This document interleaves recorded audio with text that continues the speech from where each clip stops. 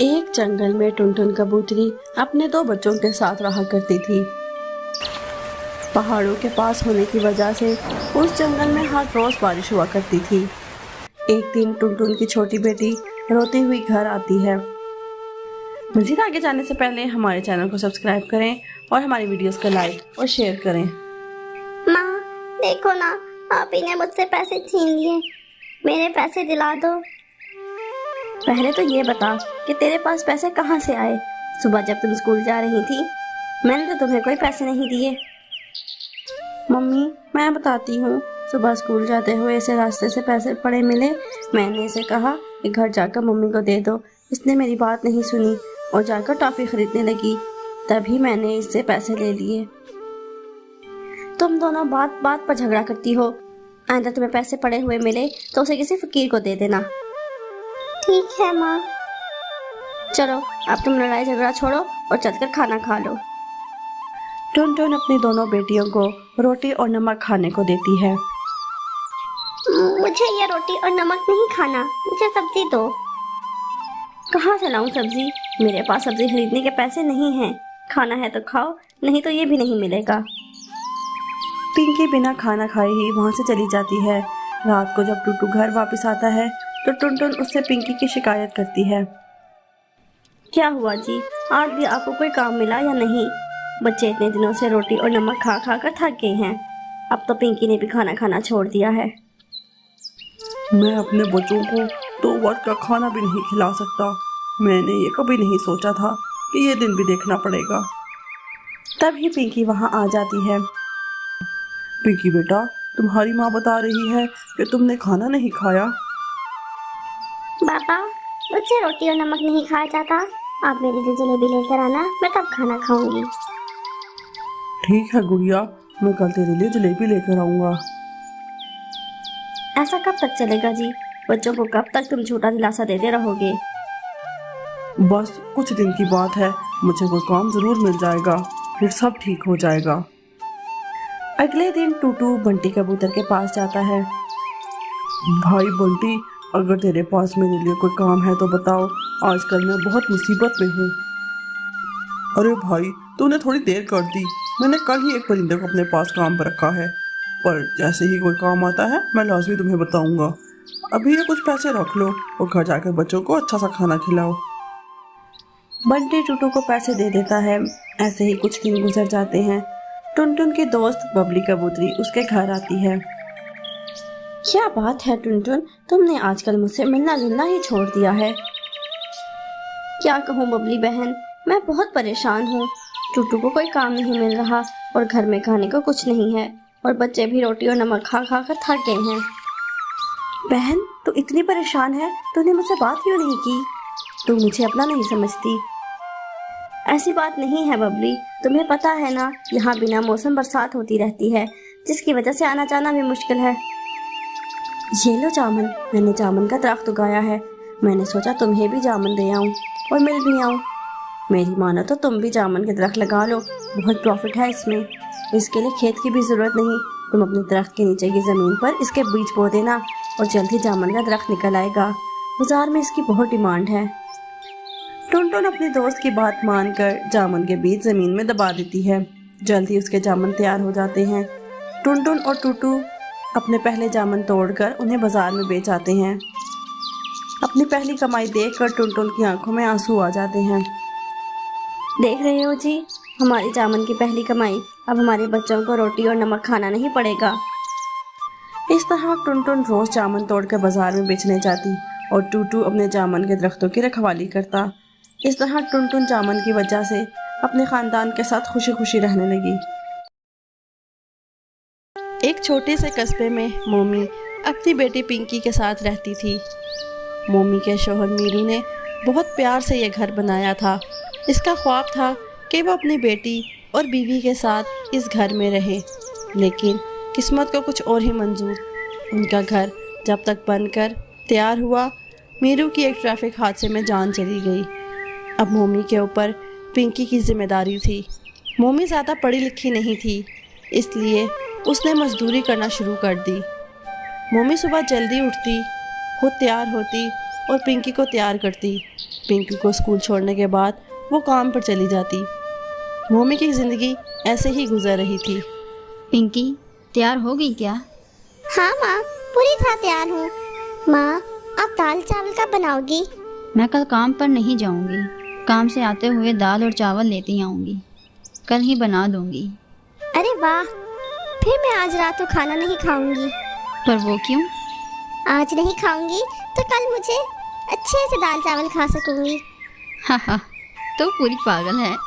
मोमी रोज़ाना सुबह जल्दी उठकर काम वाली जगह पर पहुंच जाती तो उसे कोई ना कोई मजदूरी का काम मिल जाता, और जिस दिन देर हो जाती तो काम मिलना थोड़ा मुश्किल हो जाता।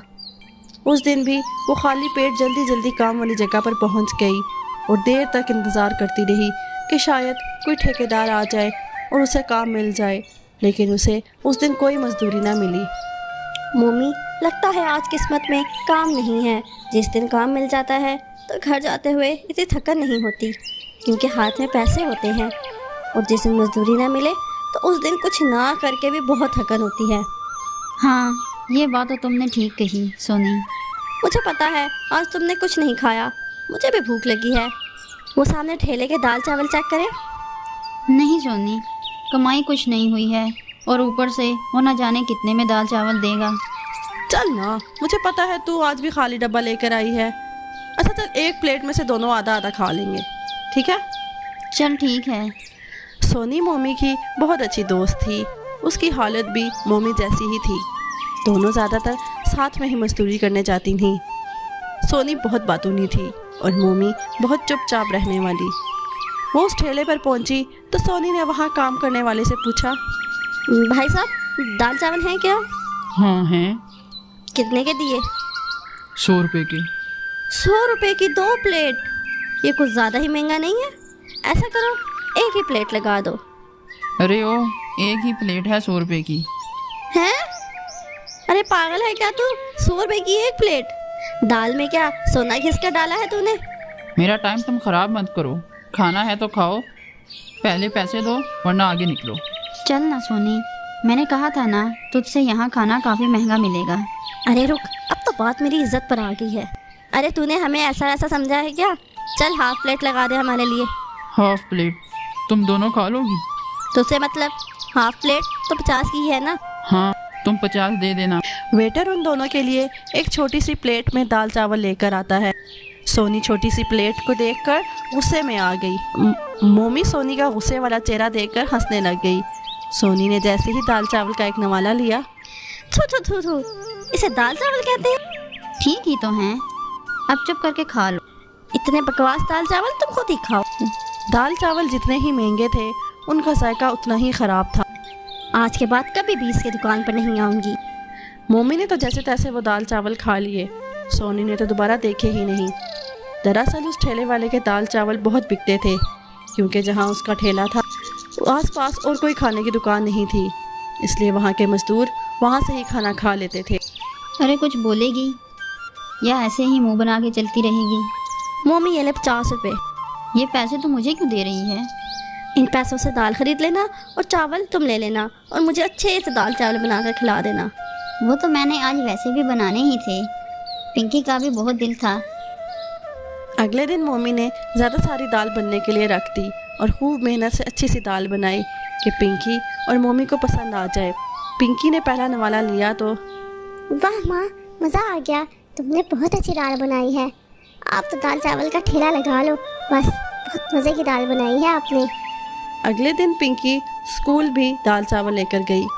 मोमी ने सोनी के लिए भी ज़्यादा सारे दाल चावल डब्बे में डाल लिए और अपने काम के लिए निकल गई, तो सोनी उसका इंतज़ार कर रही थी।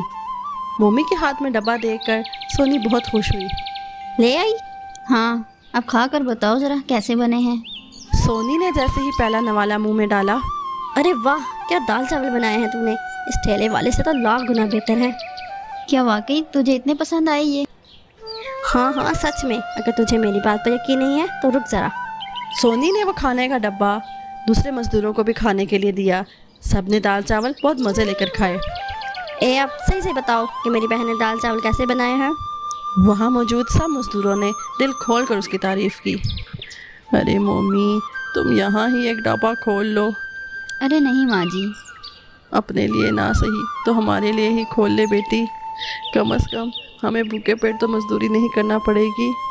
ये सब सुनकर वहाँ मौजूद सब मजदूर चुप हो गए और मोमी को उम्मीद भरी नज़रों से देखने लग गए। हाँ हाँ मोमी, हम सब मिलकर तेरा ढाबा बनाएंगे। तू ढाबा खोल, फिर इस दूसरे ढाबे वाले को बताएंगे। और तू 100 रुपये की प्लेट मत देना। ये सुनकर सब लोग हंसने लग गए। सब ने ठान लिया था कि मोमी का ढाबा खोल कर ही दम लेंगे। अगले दिन कुछ लकड़ियों का इंतज़ाम किया गया। कोई कुर्सी लाया तो कोई टूटी हुई मेज़। 3 दिनों में ही मोमी का ढाबा बन गया। दाल और चावल के लिए सोनी और मोमी ने पैसे मिलाए। अगली सुबह मोमी ने दाल चावल बनाकर ढाबा शुरू कर दिया। पिंकी और सोनी ने भी उसकी मदद की। फिर मज़दूर आए, सब ने जमकर दाल चावल खाए और बोनी के तौर पर सब ने 1-1 रुपया दे दिया। सोनी बोली, आज तो 1-1 रुपया दे दिया, कल से पूरे पैसे देने होंगे। मोमी, इतने मज़ेदार दाल चावल के कितने पैसे लोगी तुम? 30 रुपये प्लेट। 30 की हाफ प्लेट? नहीं, 30 में भर पेट। ये बात सुनकर सबके चेहरों पर मुस्कुराहट आ जाती है। इस ढाबे से मोमी और पिंकी की ज़िंदगी बहुत अच्छी हो गई और वहाँ के मज़दूरों को भी पेट भर खाना खाने का एक ज़रिया मिल गया था। मज़ीद अच्छी स्टोरीज़ के लिए हमारे चैनल को सब्सक्राइब कर दें और साथ दिए गए बेल आइकन को भी प्रेस कर दें ताकि हमारी आने वाली हर नई स्टोरी आप तक सबसे पहले पहुंच सके। और साथ ही साथ हमारी वीडियोस को लाइक और अपने फ्रेंड्स और फैमिली के साथ शेयर कर दें। Thanks for watching.